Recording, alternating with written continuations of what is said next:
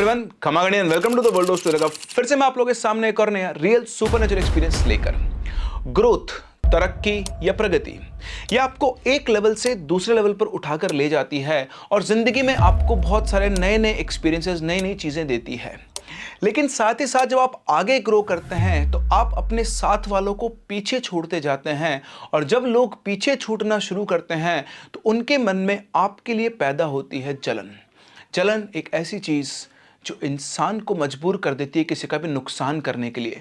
जब आपसे लोग जलना शुरू करते हैं तो वो आपका नुकसान करना शुरू करते हैं और कई बार ये जलन इस हद तक पहुंच जाती है कि वो आपको मारने से भी नहीं चूकते हैं। जब आप अपनी जिंदगी में आगे बढ़ रहे होते हैं तो आप इस चीज को इग्नोर कर देते हैं कि बहुत सारे लोग हैं जो आपको देख रहे हैं और वो ये नहीं चाहते हैं कि आप आगे बढ़े। वो साम दाम दंड भेद कुछ भी लगाकर आपको पीछे खींचना चाहते हैं, क्योंकि अगर आप आगे बढ़ गए तो उनका क्या होगा। जब इंसान खुद अपने तरीकों से आपको पीछे नहीं खींच पाता है तो कुछ लोग यूज करते हैं उन सुपरनैचुरल पावर्स को आपका नुकसान करने के लिए। जी हाँ, कुछ ऐसी हमारी आज की कहानी भयानक काले जादू की, जहां पर एक परिवार के मुखिया की ग्रोथ को रोकने के लिए उसके आसपास के लोगों ने बिछाया एक जाल। ये इंसिडेंट है मध्य प्रदेश के सकोला गांव का। एक शांत गांव और एक शांत परिवार जो अपना काम कर रहा था, लेकिन इस जलन के चलते चलते एक पूरे परिवार की जिंदगी अंधेरे में डूब गई। ये सिर्फ एक काले जादू या भूत प्रेत की दास्तान नहीं है, ये एक ऐसी कहानी है, एक ऐसा सच्चा इंसिडेंट है जो आपको भी हिलाकर रख देगा। हमारा आज का जो इंसिडेंट हमारे साथ शेयर किया है विश्वकर्मा ने, जो कि एमपी के सकोला से बिलोंग करते हैं, और ये सारे इंसिडेंट उनके नाना जी और उनकी फैमिली के साथ हुए थे। कहानी में आगे बढ़े उससे पहले अगर आपके पास वैसे कोई रियल स्टोरी है तो आप हमारे साथ शेयर कर सकते हैं मेरी इन दी गई आईडीज पर। ये सब कुछ 5 साल पहले शुरू हुआ। तो विश्वकर्मा के नाना जी की फैमिली के साथ ये सब 5 साल पहले शुरू हुआ। इसके जो नाना जी थे वो जो कोल माइंस होती है उसमें एक वर्कर थे, अच्छी पोजीशन पर थे, मतलब ठीक ठाक पोजीशन पर थे उनकी कम्युनिटी के हिसाब से। और दूसरा, वो बहुत ईमानदार थे, अपने काम को बहुत ही सीरियसली वो लिया करते थे और बहुत ईमानदारी से अपना काम करते थे। लेकिन उनके आसपास के रहने वाले जिनके अड़ोसी पड़ोसी लोग थे, उनमें से कोई भी चाहकर भी उस कोल माइन के अंदर उस लेवल पे काम नहीं कर सकता था जिस पे वो कर रहे थे, और इसी वजह से उनके जो अड़ोसी पड़ोसी थे वो उनसे जला करते थे। विश्वकर्मा की जो मदर थी, उनकी शायद मतलब इसकी जो जिन्होंने हमसे स्टोरी शेयर की विश्वकर्मा ने, उनकी मदर की जो शादी थी वो इनके मम्मी पापा के घर से मात्र 100 मीटर दूरी एक दूसरे घर पर हुई थी। यानी ऑल इन आप समझें तो विश्वकर्मा की नानी का घर और दादी का घर में सिर्फ और सिर्फ 100 मीटर की डिस्टेंस थी। खैर, बात तब शुरू थी, चीजें तब शुरू थी जब एक दिन विश्वकर्मा के नाना जी की एकदम से तबीयत खराब हुई। शुरुआत हुई हल्के बुखार से, सब लोगों ने लाइट लेके बुखार हो गया होगा, लेकिन धीरे धीरे 1-2 घंटे में बुखार बहुत तेज होगा। करीबन 104 डिग्री के आसपास उनको फीवर आना शुरू हो गया, 103 डिग्री 104 डिग्री हाई फीवर उनको आ गया। लेकिन इसी के साथ साथ एक अजीब सी चीज़ थी, उनके चेहरे पर एक गड्ढा हो गया। पहले वो गड्ढा छोटा था, फिर धीरे धीरे वो गड्ढा बड़ा हो गया और एकदम से मतलब घाव हो जाता है, गहरा घाव हो गया उनके चेहरे के ऊपर। सब लोग को देखकर बड़ा अजीब सा लग रहा था, उनको लगा कि शायद कोई जहरीला कीड़ा वगैरह काट गया है। लेकिन किसी का भी माइंड इस चीज़ को एक्सेप्ट करने के लिए राजी नहीं था कि कीड़ा काटता तो घाव छोटा छोटा होते तो एकदम से बड़ा कैसे हो गया। जब कुछ समझ में नहीं आया तो इनके जो मामा जी थे वो इनके नाना जी को लेकर हॉस्पिटल गए, वहाँ डॉक्टर को दिखाया तो डॉक्टर भी उस घाव को देखकर शॉक था कि किसी कीड़े की वजह से ऐसा घाव नहीं हो सकता। बट अब कई बार ऐसा होता है ना कि यार कुछ अननोन कीड़े भी होते हैं, उनके पॉइजन से ऐसा कुछ हो जाता है। तो डॉक्टर ने वहाँ की सफाई वगैरह की और फिर उस घाव पे स्टिचेस लगाकर उनको बुखार की दवाई देकर वापस घर भेज दिया। अब ऐसे ही 1-2 दिन बीते। इन 1-2 दिनों में उनका बुखार कभी एकदम से उतर जाता, कभी एकदम से वापस चढ़ जाता। उस डॉक्टर के अलावा उन्होंने दूसरे डॉक्टर को दिखाया, दूसरे डॉक्टर भी दवाई दे के भेज दिया, लेकिन बार बार यही हो रहा था, उनका बुखार पूरी तरह ठीक नहीं हो रहा था। कभी बुखार उतर जाता, कभी बुखार वापस से चढ़ जाता। और 3-4 दिन में इन सब लोगों के लिए भी बात नॉर्मल हो गई थी कि हो सकता है कि नॉर्मल वायरल फीवर है, किसी किसी टाइम पर आता है और किसी किसी टाइम पर चला जाता है। खैर, एक शाम की बात है, विश्वकर्मा के जो फादर थे वो अपनी गाड़ी इनके नाना जी के घर के पीछे गैराज बना हुआ था उसमें पार्क कर रहे थे, क्योंकि इनके खुद के घर पे गैराज नहीं था। तो इनके नाना जी के घर के पीछे एक जगह थी जहाँ इन्होंने गैराज बनवाया था। शाम का टाइम था, मतलब सूर्यास्त होने को ही था, तो उस टाइम की बहुत तेज रोशनी नहीं थी। तो वो गाड़ी जैसे ही पार्क कर रहे थे उनकी नज़र घर की छत पर पड़ी तो उन्हें एक काली सी फीमेल परछाई घूमती हुई दिखाई दी। क्योंकि अंधेरा हो चुका था ऑलमोस्ट, मतलब जानते हैं सूर्यास्त के बाद सिर्फ हल्की हल्की सी रोशनी रहती है, तो उसमें उनको लगा कि घर की कोई लेडी, यानी इनकी वाइफ है शायद, विश्वकर्मा की मदर, जो छत के ऊपर घूम रही है। तो उन्होंने उसको आवाज़ लगाई और जैसे ही आवाज़ लगाने के लिए उन्होंने ऊपर देखा, एकदम से वो परछाई वहाँ से गायब हो चुकी थी। उन्हें कुछ समझ में नहीं आया। पर उनको लगा हो सकता है इधर घूमते घूमते वो छत के उस तरफ निकल गई हो, इसलिए उनको दिखाई नहीं दे रही। उन्होंने अपनी गाड़ी पार्क की और गाड़ी पार्क करके अपने घर आ गए। अंदर आकर उन्होंने बात किसी डिस्कस नहीं की, क्योंकि उनको लगा कि हो सकता है उनका वहम हो।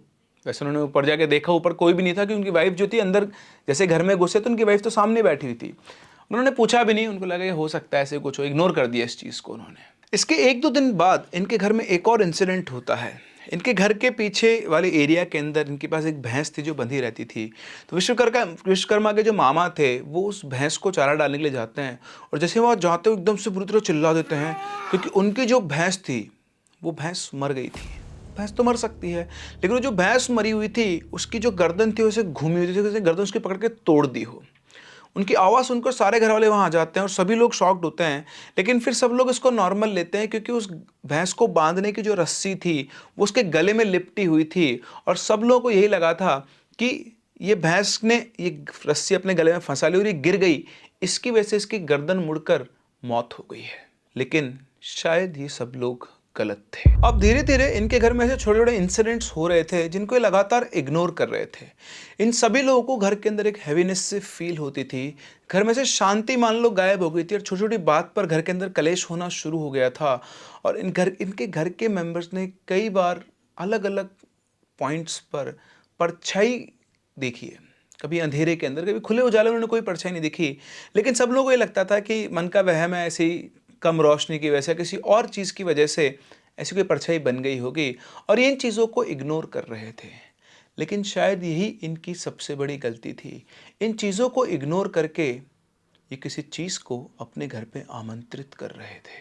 और कुछ दिनों के बाद ही इनके नाना जी के घर में एक और दिल दहलाने वाला इंसिडेंट हुआ, जिसके बाद इनका माइंड ये सब मानने पर मजबूर हो गया कि जो भी कुछ चल रहा है वो सिर्फ इन लोगों का वहम नहीं है। विश्वकर्मा के नाना एक दिन जब सुबह सोकर उठे और मॉर्निंग में घूमने के लिए घर से बाहर निकले, तो जैसे उन्होंने घर का गेट खोला, उनके घर के बाहर एक बड़ा सा गोला बना हुआ था। उस गोले के बीच में एक कटोरा रखा हुआ था। उस कटोरे के अंदर सिंदूर, नींबू, लौंग और साथ ही साथ एक मुर्गी का कटा हुआ सिर पड़ा हुआ था। ये देखकर उन्होंने अपने पूरे घर वालों को इकट्ठा कर लिया, और सभी लोगों की आंखों के सामने सा वो सारा तंत्र का सामान पड़ा हुआ था। वो बुरी तरह से घबरा गए थे। इनके नाना ने अपने दामाद यानी विश्वकर्मा के फादर को फोन किया और बताया कि घर के बाहर ऐसी चीजें पड़ी हुई है। ये बातें सुनते उनके दिमाग में क्लिक हुआ कि उन्होंने भी वो एक परछाई देखी थी शाम को छत पे घूमते हुए। इसका मतलब ये उनके मन का वहम नहीं था। उन्होंने इस बात को सीरियसली लिया और उनसे कहा कि मैंने भी ऐसे ही उस दिन शाम को जब आपको फीवर आया था, उस दिन अपनी छत के ऊपर एक काली परछाई देखी थी। पहले मुझे लगा कि विश्वकर्मा की मम्मी है, लेकिन अब मुझे समझ में आ रहा है कि वो कुछ और था। आप एक काम करिए, उसमें से किसी भी सामान को छूना मत, और पानी का पाइप लेकर पानी की बौछार से इन सब चीज़ों को बहा दो। उन्होंने बिल्कुल वैसा ही किया जैसा विश्वकर्मा के फादर ने कहा। उन्होंने पाइप लिया, जलाया, पानी चलाया, और जितनी भी चीज़ें थी उन्हें बिना टच किए उस पानी की फुहार के साथ बहा दिया। ये सारा काम विश्वकर्मा के मामा ने किया। शाम को विश्वकर्मा की मदर और फादर दोनों, क्योंकि उसके फादर कहीं बाहर गए हुए थे किसी काम से, सीधे अपने इसके नाना के घर पहुंचते इस चीज़ पर डिस्कस करने की क्या हुआ क्या नहीं हुआ। लेकिन कोई डिस्कशन हो ही नहीं पाता है, क्योंकि जब तक ये वहां पर पहुंचे तब तक इसके नाना की तबीयत खराब हो चुकी थी। सब लोग उन्हें हॉस्पिटल लेकर जाते हैं, हॉस्पिटल में चेकअप वगैरह होते हैं, फिर वापस से घर पे लाते, तब तक सब लोग लेट हो चुके थे, और आने के बाद सब लोग अपने अपने घर चले जाते हैं। सबके सोने के बाद विश्वकर्मा के नाना के घर में एक और इंसिडेंट होता है। रात को उनकी नानी की आवाज़ उनके नाना के रोने की आवाज़ से खुलती है। वो उठकर देखती है तो पलंग पर उनके नाना नहीं थे, लेकिन उस आवाज़ से साफ साफ पता चल रहा था कि ये उनके नाना के ही रोने की आवाज़ है। वो उनको घर में देखती है और धीरे धीरे आवाज़ का पीछा करते हुए वो घर के पीछे वाले हिस्से में पहुंचती है। वहाँ पीछे एक रूम बना हुआ था और आवाज़ वहीं से आ रही थी। वो कमरे के अंदर जाती है और देखती कि दरवाजे के पीछे बैठकर उसके नाना रो रहे थे, और उनके हाथ में वही रस्सी थी जिससे उनकी वो भैंस बंधी हुई होती थी। ये देखकर वो तुरंत चिल्लाती और अपने बेटे को बुलाती है। उनकी चीखने की आवाज़ सुनकर उनके बेटे बहू दोनों भागते हुए पीछे पहुंचते हैं, और वो कहती कि इनको जल्दी से यहाँ से लेकर चलो। उनके पिताजी को वो लोग उठाकर लाते और पलंग पर लिटाते हैं। विश्वकर्मा के नाना जी को देखकर ये साफ साफ लग रहा था कि वो बिल्कुल किसी शॉक्ड स्टेट में थे, बुरी तरह घबराए हुए थे और उनके मुंह से बस एक ही बात निकल रही थी, मुझे बचा लो, वो मुझे ले जाएगी। उनकी हालत देखकर वो सभी लोग घबरा जाते हैं, लेकिन रात में वो कुछ नहीं कर सकते थे। वो जैसे तैसे रात बिताने के लिए उनके पास बैठते, उनको सुलाते हैं और सुबह होते ही इनके मामा विश्वकर्मा के फादर को कॉल करके बुलाते हैं और साथ में लेकर ये पहुंच जाते हैं एक पंडित जी के पास। पंडित जी के पास जाकर ये सारी बातें बताते हैं। इनकी बातें सुनकर कुछ ताबीज़ वाबीज़ करके उनको दे देते हैं, लेकिन उस ताबीज़ से भी इनको कोई बहुत बड़ा इम्पैक्ट या कोई फ़र्क पड़ता हुआ दिखाई नहीं देता है। और इस इवेंट के मात्र 3 से 4 दिन बाद वो दिन भी आ जाता है जिसकी शायद इनके घर में से किसी ने कभी कल्पना भी नहीं की होगी। रात की बात है, इनकी नानी सोई हुई थी और सोते हुए इनकी नानी को एक सपना आता है और उस सपने में इनके नाना आकर इनसे बोल रहे थे, अब मैं तुम्हें हमेशा के लिए छोड़कर जा रहा हूँ। अब मैं तुम्हें हमेशा के लिए छोड़कर जा रहा हूँ। ये सपना देखते उनकी आंख एकदम से खुलती है और वो पास में अपने इनके नाना जी को चेक करती है। पूरी तरह से वो घबरा जाती है। उसके नाना जी आसपास कहीं पर भी नहीं थे। वो समझ चुकी थी कि वो कहाँ मिलेंगे। वो भागते हुए पीछे जाती है और वहाँ जाकर जब वो देखती है कि उनकी ज़िंदगी अब बर्बाद हो चुकी है। उनके हस्बैंड उनकी आंखों के सामने छत से उसी रस्सी से लटके हुए थे जिससे उनकी वो भैंस बांधी जाती थी, वही रस्सी जो उस दिन उनके हाथ में थी। उनके मुंह से चीख निकलती, बोलते से वो रोने लगती है। उनके रोने की आवाज़ सुनकर सारे घर वाले वहाँ इकट्ठे हो जाते हैं और जो वहाँ पहुँचता है वो स्तब्ध रह जाता है, क्योंकि उनमें से किसी ने कभी ये नहीं सोचा था कि उनके पिताजी के साथ ऐसा हो सकता है। पूरा परिवार स्तब्ध था और सबसे बड़ी बात ये थी कि इनमें से कोई भी उनकी बॉडी को छू तक नहीं सकता था या उतार नहीं सकता था, क्योंकि पुलिस जब तक नहीं आएगी तब तक इनमें से कोई कुछ नहीं कर सकता था। पूरी रात उनकी बॉडी वहीं पर लटकी रही और करीबन 3-4 घंटे के बाद जब पुलिस आई तब जाके उनकी बॉडी को बाहर लाया गया। उनकी बॉडी को जब बाहर लाया गया तो उसमें से बहुत ही सड़ी हुई बदबू आ रही थी, जैसे उनकी मौत हुए करीबन 4 से 5 दिन हो चुके हैं। कोई उस बदबू को सहन नहीं कर पा रहा था और साथ ही साथ उनके शरीर में शायद मांस तो गायब हो चुका था, सिर्फ हड्डियां हड्डियां बची थी। बिल्कुल सूखा सा उनका शरीर हो गया था। वहाँ मौजूद हर इंसान ये सारी चीज़ें देखी और इतना ही नहीं, उनमें से कई लोगों ने ये चीज़ भी देखी कि उस दिन रात को उस घर की छत के ऊपर वैसी ही परछाई घूम रही थी जैसे विश्वकर्मा के फादर ने देखी थी। अब घर के सभी मेंबर समझ चुके थे कि जो भी कुछ हुआ है वो नॉर्मल नहीं है।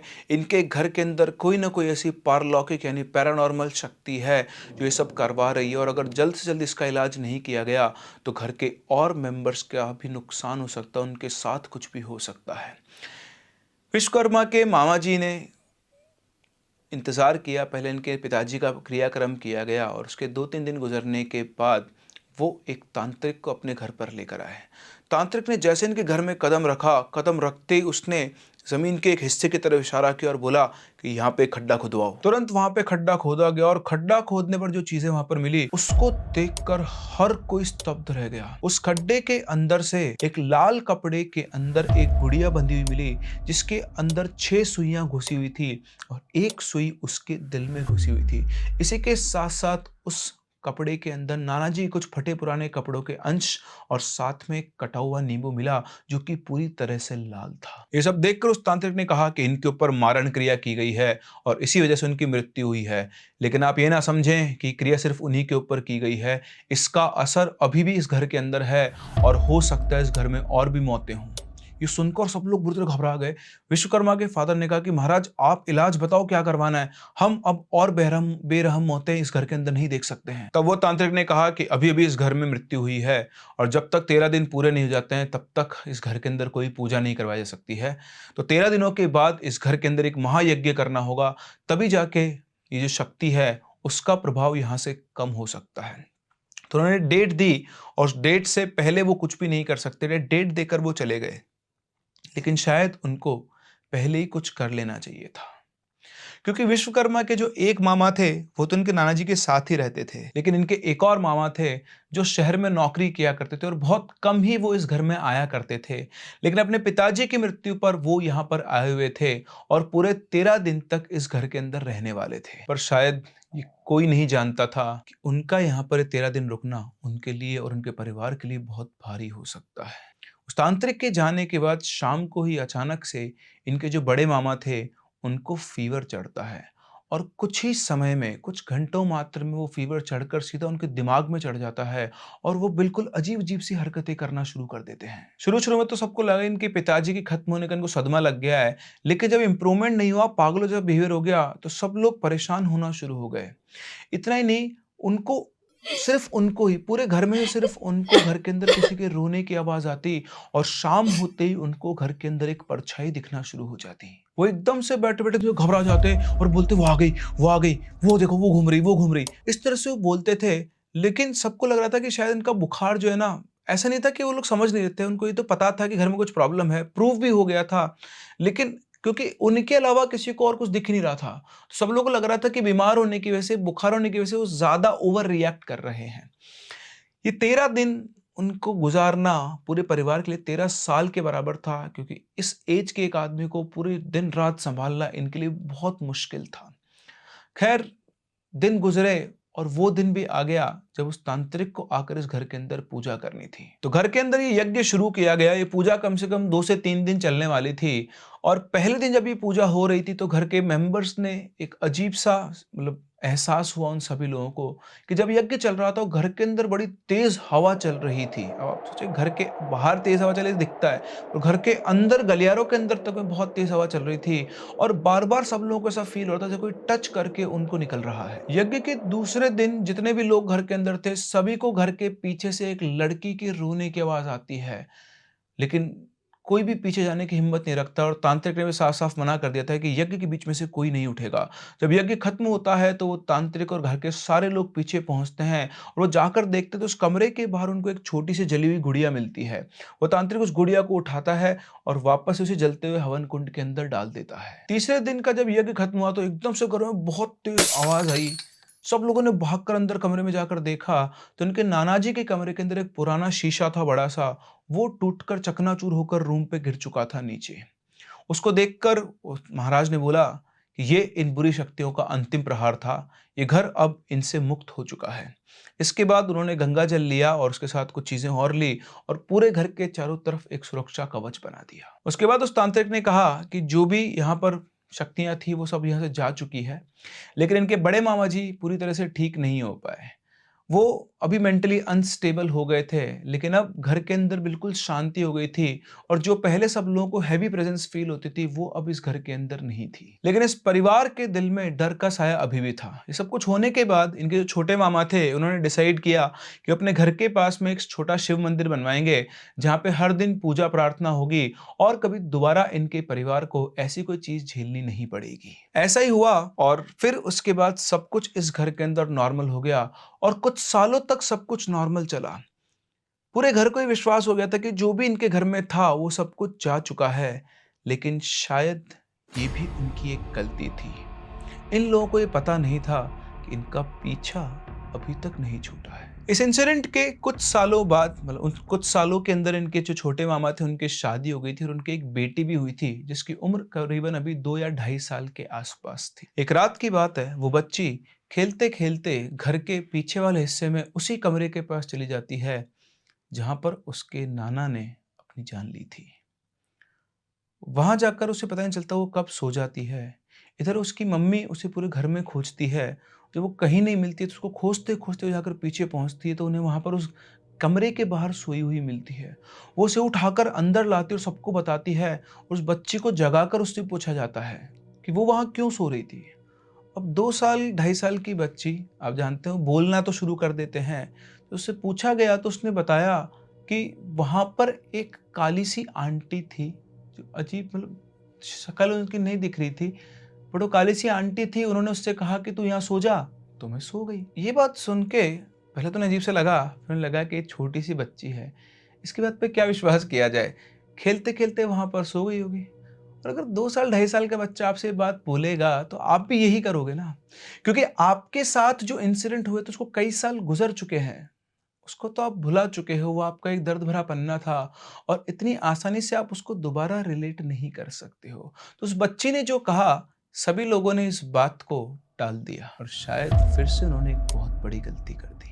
अगले दिन सुबह जब उठे तो उस छोटी-सी बच्ची को बहुत तेज़ फ़ीवर था और फीवर होने के साथ साथ वो एक ही चीज़ बोल रही थी, मम्मी वो आंटी मुझे लेने आई है। मम्मी वो आंटी मुझे लेने आई है। और ये शब्द सुनते ही पूरे परिवार की रगों में डर खून की तरह दौड़ गया। वो लोग बुरी तरह घबरा गए कि कल रात को इसने जो बोला था वो कोई वहम नहीं था, क्योंकि ये जो शब्द बोल रही है ये शब्द वो लोग पहले भी सुन चुके हैं। बिना देर किए उसी तांत्रिक को वापस बुलाया गया जिसको पिछली बार बुलाया गया था। वो तांत्रिक घर में आता है, बच्ची की हालत देखता है और घर के चारों तरफ चक्कर लगाता है, लेकिन उसे कुछ भी समझ में नहीं आता। वो कहता है कि यहाँ तो कुछ भी नहीं है। फिर थोड़ी देर बाद सोचने के बाद वो विश्वकर्मा के मामा से पूछता है, आपकी जमीन सिर्फ इतनी है या कोई और भी जमीन है? तब उनके मामा बताते हैं कि हमारे इस घर के पीछे जो पूरा मैदान है ये भी सारा हमारा ही है। तो वो कहता है, पहले क्यों नहीं बताया आपने मेरे को ये सब? मुझे लगा आपका सिर्फ इतना ही घर है। वापस वहां पे जाता है तांत्रिक, वहां जाके देखता है और बोलता है कि जो मारन क्रिया की गई थी वो सिर्फ यहीं तक सीमित नहीं थी, वो आपकी जितनी भी जमीन है उस पूरे के अंदर कहीं पर भी हो सकती है, और इसी वजह से इस बच्चे को वापस से वो परछाई दिखाई दे रही है। उसके बाद वो पूरी जगह को वापस से चेक करता है और जगह जगह पर खड्डे खुदवाता है। जैसे तांत्रिक बोलते जा रहा था, सारे घर वाले अलग अलग डायरेक्शन में खड्डे खोद रहे थे, और करीबन 1 घंटे के बाद 7-8 फीट जमीन के नीचे एक खड्डे में जाकर उनको एक यंत्र मिलता है जो कि एक सिल्वर की प्लेट सी किसी चीज के ऊपर बना हुआ था। उसमें बहुत अलग अलग से चिन्ह बने हुए थे, साथ साथ उनमें सिंदूर विंदूर ऐसी कोई चीजें लगी हुई थी जो होता है। उसको देखते हुए तांत्रिक बाहर निकलता है, बोलता है कि ये आपके घर पे जो भी कुछ चल रहा है उसके पीछे की वजह है। वो उसको लेते हैं, लेने के बाद वो ले जाकर उसको नदी के अंदर बहाते हैं, और बहाकर आने के बाद वापस से इस पूरे घर का और उस जमीन का शुद्धिकरण करते हैं। फिर से यज्ञ होता है, पूरा चक्कर काट कर वो अपने हिसाब से जो भी रक्षा कवच बनाते हैं वो करते हैं, और उसके बाद बोलते हैं कि अब आपका घर इन सब से मुक्त हो गया है। घर वालों को समझ में नहीं आता कि उनका इतना बड़ा दुश्मन कौन है जो इनके ऊपर मारण क्रिया कर रहा है। उन्होंने उनसे पूछा कि आप क्या हमें बता सकते हैं कि हमारे घर में ये सब किसने किया है? उन्होंने कहा कि ये तो मुझे नहीं पता, और अगर पता भी होता तो भी मैं नहीं बता सकता, क्योंकि मेरी जो विद्या है, मेरी जो शक्तियाँ हैं, मुझे इस चीज़ के लिए अलाउ नहीं करती है कि मैं ये आपको बता पाऊँ। लेकिन मैं इतना बता सकता हूँ कि अब आपके घर में ऐसा कुछ भी नहीं है, और आगे से आपके घर में ऐसा कुछ नहीं होगा। और उसके बाद वाक़ई में ऐसा ही हुआ। उसके बाद दोबारा कभी इनके घर में ऐसा कुछ भी नहीं हुआ। अभी बहुत समय गुज़र चुका है और इनका घर बिल्कुल नॉर्मल है। लेकिन जब भी कभी ये बात घर के अंदर उठती है, तो सब लोगों के ज़हन में वही दर्द दौड़ जाता है कि कैसे इस जलन से किसी इंसान ने, जिसके बारे में इनको कुछ नहीं पता, आज तक भी वे नहीं जानते हैं कि किस वजह से, किसकी जलन की वजह से इनके नाना जी की मौत हुई। लेकिन हाँ, अब ये लोग सतर्क हो चुके हैं कि दोबारा कभी कुछ ऐसे साइंस या इंडिकेशन इनको मिलते हैं तो बहुत जल्दी इन चीज़ों को भाप जाते हैं। तो ये थी कहानी एक परिवार की जो कि शिकार हुआ किसी की जलन का। जलन अड़ोसी पड़ोसी की थी, किसी रिश्तेदार की थी या किसी और की थी, ये इन लोगों को आज तक भी नहीं पता है। लेकिन इनके नाना जी जो अपनी कम्युनिटी के अंदर, अपने आसपास के लोग, मोहल्ले के अंदर सबसे अच्छा काम करते थे, अच्छा पैसा कमाते थे और आगे बढ़ रहे थे, उनको रोकने के लिए किसी ने ऐसा घिनौना काम किया जो कभी कोई सोच भी नहीं सकता है। और सबसे बड़ी बात, ये लोग आज तक भी अनजान हैं कि आखिर ये सब किया किसने। ना ये उसे कुछ बोल सकते हैं, ना ये उससे बदला ले सकते हैं, और हो सकता है वो इंसान आज भी इन्हीं के साथ उठता बैठता हो, इनके साथ सहानुभूति दिखाता हो, लेकिन उसके मन में जो पाप और क्लेश है वो पता नहीं अभी तक सिद्ध हुआ या नहीं, या दोबारा ये इस परिवार पर हमला कर सकता है। आप लोगों को क्या लगता है? कमेंट सेक्शन में ज़रूर बताएं कि क्या वाकई में ऐसा पॉसिबल है कि किसी आगे बढ़ते हुए इंसान को इन सब चीज़ों के थ्रू पकड़ लिया जाए, पीछे खींच लिया जाए और उसको मौत के घाट उतार दिया जाए। अपने व्यूज हमें कमेंट सेक्शन में जरूर बताएं। अगर आपको ऐसी ब्लैक मैजिक की और रियल स्टोरी सुननी है तो हमारी पूरी प्लेलिस्ट है जो कि ब्लैक मैजिक के ऊपर है, इसे जाकर आप चेकआउट कर सकते हैं। आप देख सकते हैं कि कैसे अलग अलग जगह पर अलग अलग तरीकों से आगे बढ़ने वाले लोगों को रोकने के लिए लोग इस काले जादू का इस्तेमाल करते हैं। हम लोग मिलते हैं अपनी अगली कहानी में, तब तक के लिए keep loving and keep listening.